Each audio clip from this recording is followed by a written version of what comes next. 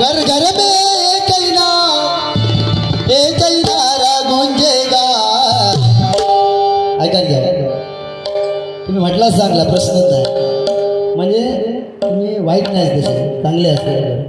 आपली मैत्री जी आहे ना बुवा ही, हां असा करू नको, वेगळा वाटत असा करायचा, असा का.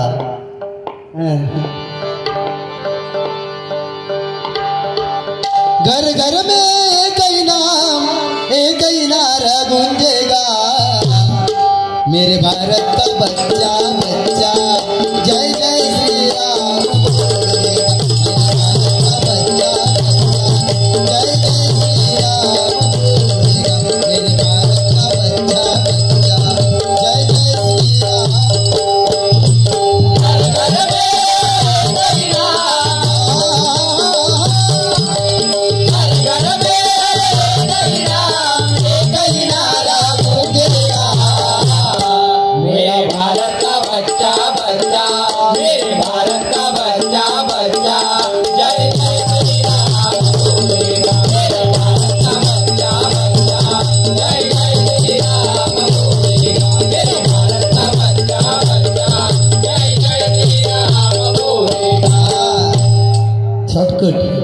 म्हणजे कसा बुवाने बाकी आई वडिलांचं जे सांगितलं ना, तत्पूर्वी ना एक मगाशी भजनप्रेमी जे आले होते त्यांनी एक एवढं लिहून पाठवले, तर वाचू घ्या मागा.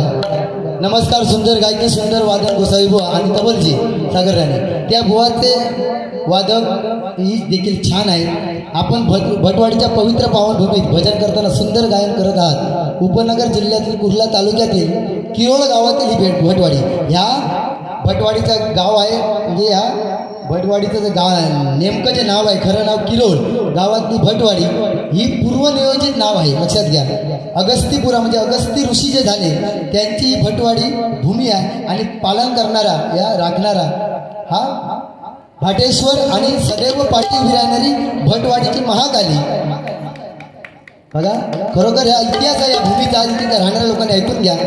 आणि ह्या याच्यामध्ये, ह्या पवित्र आणि पावन भूमीमध्ये अनेक नामवंत खेळाडू, भजनी बुवा, वादक, वारकरी, साह्यभक्त यांची पवित्र भूमी आहे. त्या जोरदार टाळ्या या किरोळ गावासाठी, म्हणजे या भटवाडीसाठी. खरोखर आमचं हे भाग्य आहे. म्हणून म्हटलं, पहिलं सांगितलं होतं, शून्यातून शून्य गेलं, राहिले शून्य, आणि या भटवाडीमध्ये भजन करतोय आम्ही. हेच आमचं पुण्य आणि हेच आमचं पुण्य. धन्यवाद. बुवाने बघाशी आई वडिलांवरती सांगितलं, खूप चांगलं सांगितलं. भक्त पुंडलिकाची कथा पण सांगितली, पण वेळ नाही आता. पण खरोखर जे चांगलं आहे ते चांगलाच म्हणणार बुवा. ह्या बाबतीत तुमचं कोण हात धरू शकत नाही. ह्या काय सांगताच ना, तो हात धरू शकत नाही. धरल्यानंतर फक्त वागता, बाकी काही नाही. पण चांगला तर बुवा तुमका सांगणार, आय लव्ह यू बुवा. म्हणजे तसे गोडो माणूस आहे एकदम, हा सुंदर, चांगल्यात चांगलंच असो. एवढं चांगलं माणूस आहे ना बुवा. म्हणजे माका एवढे त्याच्यावर प्रेम आहे ना की यांका घराकडे नेऊचे, पाटावर बसूचे, 11 दिवस त्यांना गोडधोड घालूचा, काय काय खाऊ घालूचा, आणि 11 दिवस झाले का याची मोठी कोण बघूची एखादी. बुवा राग नाही ना, आय लव्ह यू. हां, असा ते ह्या बुवा काय गजराव तुमचा मनोरंजन हो गया, म्हणून जेवढा तुमच्यासाठी बोलतोय. बाकी बक्षीस नाही का 500 रुपयाचा चंद्रकांत धुरी बुवांनी दिले आहे, 500 रुपयाचा. एवढा बक्षीस फक्त म्हणाले मनापासून स्वीकारतो. काय म्हटलं बुवानी, हे बक्षीस मनापासून स्वीकारतोय. 100 वगैरे कोणी दिले नाही. ऐकतात तेव्हा त्याचं रस्ता लावू द्या. बाकी 500 मनापासून, 100 माका कोणी दिल्या, सगळ्यांचा मनापासून. असा ते पाकारा बाकी मस्त म्हटला, म्हणजे चांगला, खरोखर प्रश्नच नाही. कारण सांगितलं कदम पांच्यामध्ये पंचरत्नांची स्मारकं झाली. आमच्या वाट्यात ताण आहे, त्यांची स्मारकं झाली. आमच्या वाट्यात ताण आहे बुवा. आमच्या वाट्यात फक्त म्हाळ, आमच्या वाट्यात फक्त म्हाळा कशा जवान करताना येऊ मला 20-25 किलोचा भात, ही डाळ, वाट्याचा सांबारा, वडे, लोणचा, पापड, पापड. आवाज माझाच होत होता, आता बसलो. हा तर काही लावले. हा माळ. आणि जेव्हा वाडी काढतले ना, त्याचं गेलो त्याच्या नावान वाडी, काय करणार, केळीचं पान, माऊली केळीच्या पानात एवढं तळको काढतले. त्याच्यावर काय करतले, एक दिवस तो वडो असतं ना, त्याचे 5-7 तुकडे करतले एका वाड्याचे. तो वडो ठेवणार, एवढी 4 शिता भाताची, वाईट डाळ, एक वाटालो सांबारातलं, एक वाटण, येते बटाटो, पापड आणि लोणच्याची बघा अशी टिकली लावलेली जाते लोणच्याची.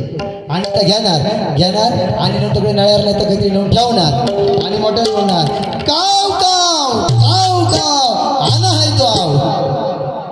म्हणजे असो विषय आहे तो बाबा आमचे म्हाळत स्मारकाला असा ते पण कोणी केल्यानंतर. कारण जीवन या जाण आपलं जीवन एक छिद्रा बघा. आपलं फोटो त्या भीतीवर खिळो मारतात आणि फोटो लावतात. कालांतराने तो फोटो वाईन पडतात त्याच्यात लोक खिळो पडतात. पण माऊली त्या खिळो मारायला छिद्रा असताना माऊली त्या कायम राहता गेला. म्हणजे जीवन या काया छिद्रा. म्हणून माणूस कसं जगलो त्याच्यापेक्षा माणूस किती जगलो त्याच्यापेक्षा कसं जगलो हे का महत्व. बरोबर की नाही माऊली? बरोबर. म्हणून म्हणते त्याला पुढे झाला. आणि काय पात्याच्या विषयात जाऊयात ना काय टाकेल काय आणि काय का बाबा बाकी अच्छा नाही काय घेतल्यात नाही. संगतीचा बरा सांगले तांदळाचा संगतीचा चांगली संगत झाली पाहिजे. बघा संगत चांगली. तांदूळ एक विषय तरी बोलला तेवढं. तांदूळ आपण पिंजरीमध्ये तांदूळ घेता बघा. पिंजरीमध्ये ज्यावेळी तांदूळ पिंजरीमध्ये आपण त्याला मिळवतो त्यावेळी ते काय होतं देवाच्या चरणापर्यंत जाते. पण ते तांदूळ भातात खिचडी म्हणून शिरवतात ना डाळी बरोबर तेव्हा ते काय होतं त्याची खिचडी. म्हणजे काय होता संगत चांगली पाहिजे. संगत जी चांगली असणार तरच आपण पुढे जाणार. कारण कृष्णाची संगत अर्जुनाने केली बघा. मोक्षाला गेले की नाही. कृष्णाची संगत अर्जुनाने केली संगतीचा परिणाम. आणि तीच संगत दुर्योधनाची संगत कोणी केल्या कर्णाने केल्या. बरोबर की नाही. संगतीचा परिणाम आपण काय गर्भसंस्कार चांगले पाहिजे माणसावर. संस्कृती कधी टिकता माणसाचे गर्भसंस्कार चांगले पाहिजे. कारण जिजाऊ त्यावेळी गरोदर होते. जिजाबाईला जेव्हा दिवस गेले होते तेव्हा ती काय करत होती. दादाची कोंड्याबरोबर मला तलवार शिकत होती. घोडी सवारी करत होती नाही का. भरपूर शिक्षण ते काय घेत होती. जर मला पुत्र जन्माला आला तर तो महाराष्ट्राचं स्वराज्य घडवेल. काय करेल महाराष्ट्राचं स्वराज्य घडवेल. हिंदू नाही करेल मराठी माणसासाठी स्वराज्य निर्माण करेल. हे गर्भातले संस्कार. पण आताच्या गरोदर पहिले काय काय धुवायला लागतं. कुरकुरा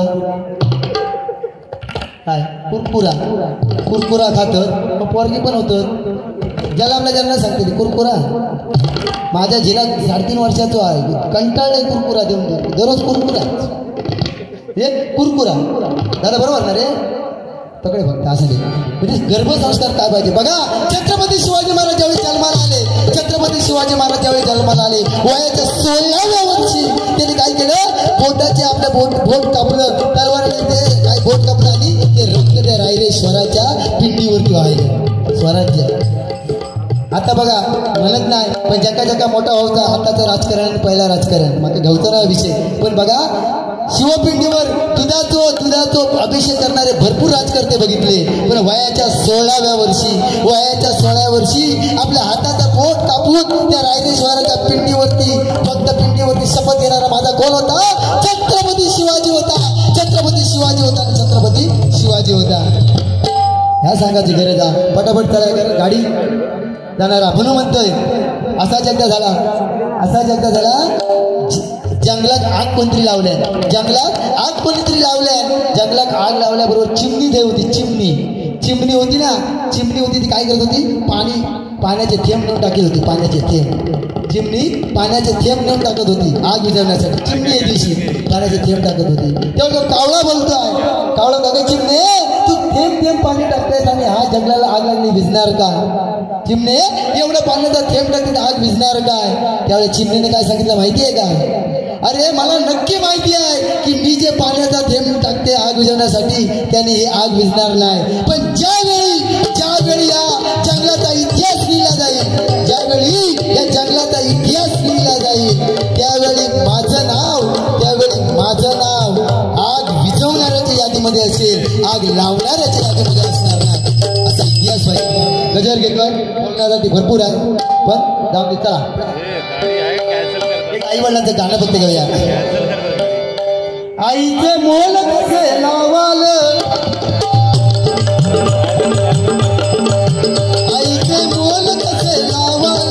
बाबांचा त्याग कसा जाणाल.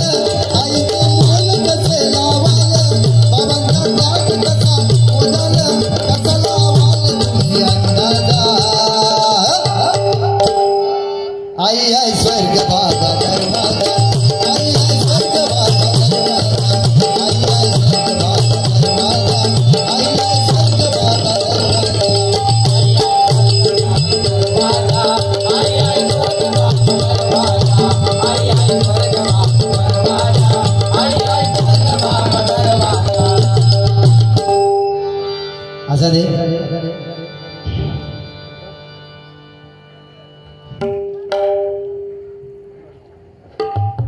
भजन सम्राट सौ नंदा मधुकर भालेराव यांचे म्हणणे एक गवळण शेवटी भैरवी झाली नक्की होणार माऊली नक्की करणार 100 रुपयाचं पारितोषिकाला मंडळाचा वतीने स्वीकार करतो धन्यवाद भटवाडी मध्ये भजनी सामना रंगला भटवाडी मध्ये भजनी सामना रंगला महाशिवरात्रीचा उत्सव थाटात चालला महाशिवरात्रीचा उत्सव थाटात चालला महाशिवरात्रीचा उत्सव भटवाडी मध्ये भजनी सामना रंगला भटवाडी मध्ये भजनी सामना रंगला भजनी सामना रंगला महाशिवरात्रीचा उत्सव थाटात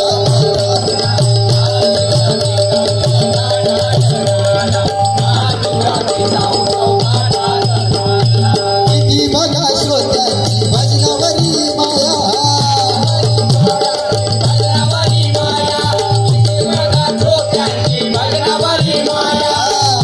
12 वाजत तरी पण त्या भजन तुम्ही श्रवण करता श्रवण भक्तीचा आनंदच वेगळा आहे नाही का बुवांना किती बोललो तरी काय कमीच आहे पण खरोखर बुवा एक सुंदर असे बुवा आमच्या जोडीला लागले तर जोरदार टाळ्या त्यांच्यासाठी होते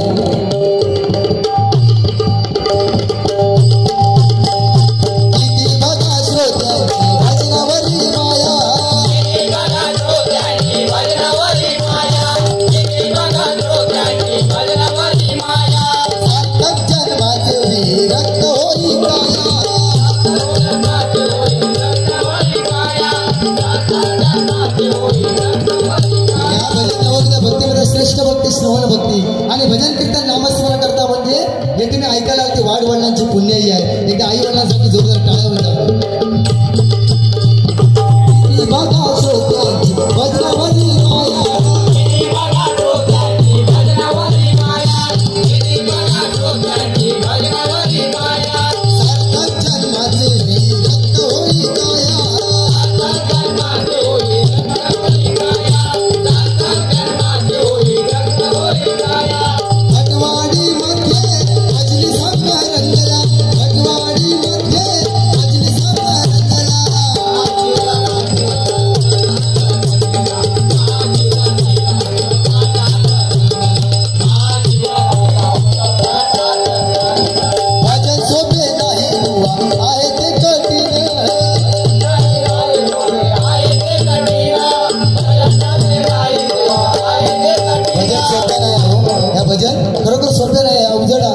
कोणाचं पण काम नाही येड्या गबाळाचं तर नक्कीच नाही आणि भजन श्रवण करणं म्हणजे ऐकणं ह्या पण कोणाचं पण काम नाही ज्यांच्या आई वडिलांनी भजन कीर्तनामध्ये जी अहोरात्र जागावली ना अशाच मुलांची मुलं म्हणजे त्या लोकांची मुलं भजन ऐकायला येतात तुमच्यापेक्षा तुमचे आई वडील श्रेष्ठ आहेत आई वडिलांसाठी जोरदार टाळ्या होते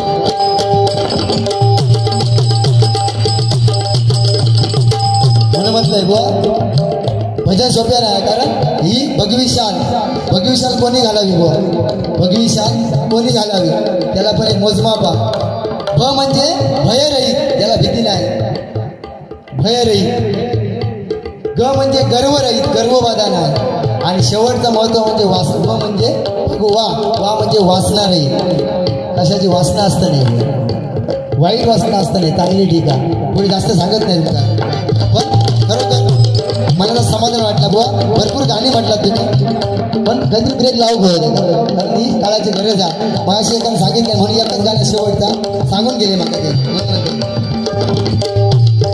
आणि त्या गाण्यात पूर्ण महाराष्ट्रात वेळ लावला त्या एकच गाणं म्हणते आणि गजराची सांगता लवकर करते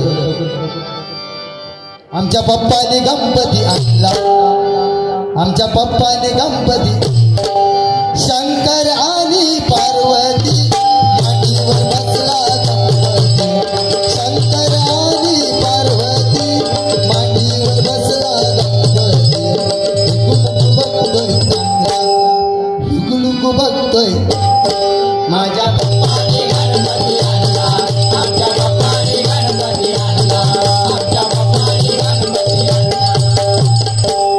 विसरायला पप्पा चल गावाला जाऊ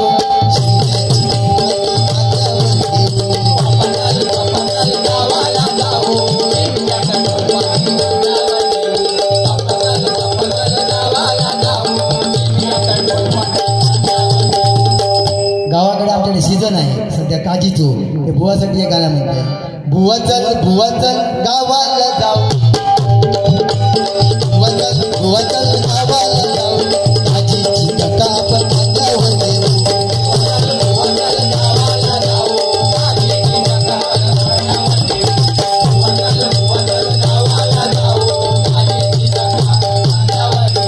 दोघांनी मिळून काजी काढू दोघांनी मिळून काजी काढू नंतर आपण वाटून घेऊ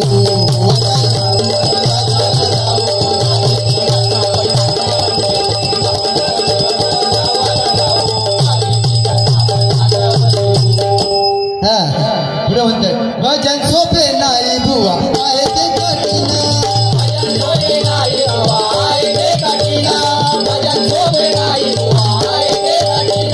मोक्षाचे साधन हे तू जाणून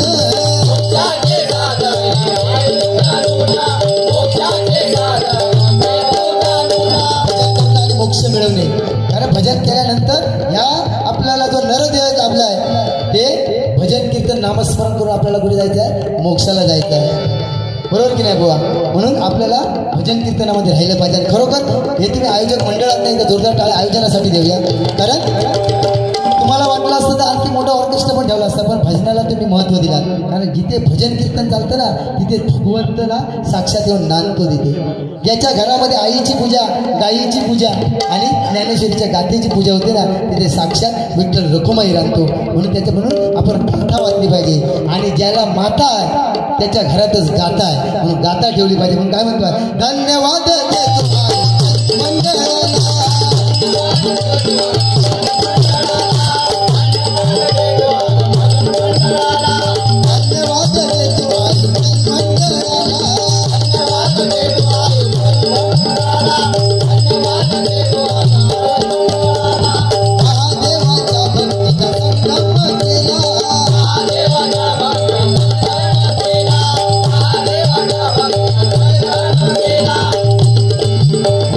खरोखर पुन्हा एकदा दोन्ही बुवा आपल्याला खरोखर धन्यवाद देतो बुवा गजराची सांगता करतात अभंग म्हणतात आणि गवळण तुमच्याकडे पटकन द्या